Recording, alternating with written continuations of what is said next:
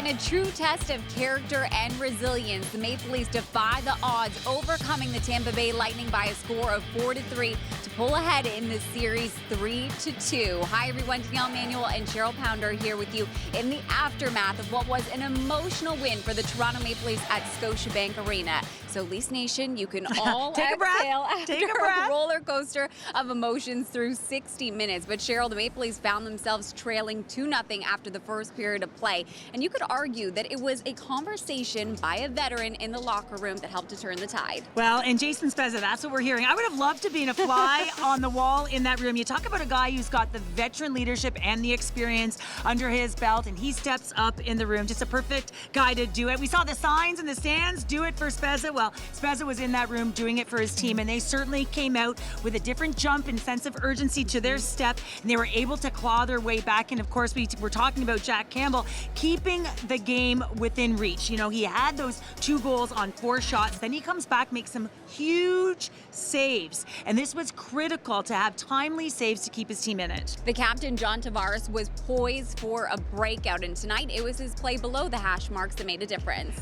We've been talking about this all the time, and John Tavares, you're never going to question the intangible, the work ethic, and when you talk about him below the dots, in the paint, below the goal line, that beautiful pass he made to Morgan Riley, that was all him in tight space, below the goal line, reading where the pressure was on his head, turning, and then with that delivering that feed, the beautiful assist. He also scored, got on the board with the goal and assist, and really led the charge. The key players for the Toronto Maple Leafs were their key players. Well, another key player, Austin Matthews, MVP chance were raining down on him, and what a night he had. Engaged physically, leading the team with 7 hits tonight and scoring the game-winning goal. But it was the awareness of Mitch Marner that made it all possible. Yeah, and John Tavares said it post-game that these guys practice this. You know, they play these kind of games, and it really presented itself as very, very useful in this game as Mitch Marner. What a play.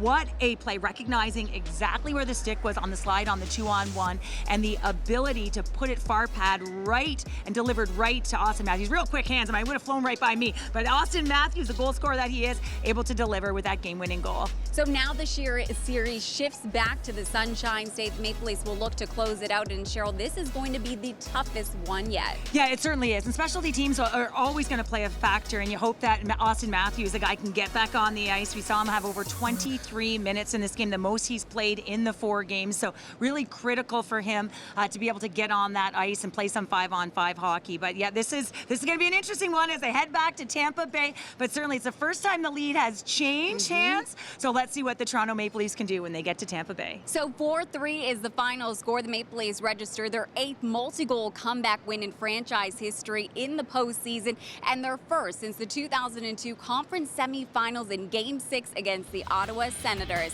All right, buckle up. It is going to be a fun one. We are about to take off to the Sunshine State. Myself and Scotty Willits will have you covered, so make sure you keep it locked right here on the Maple Leafs social channels.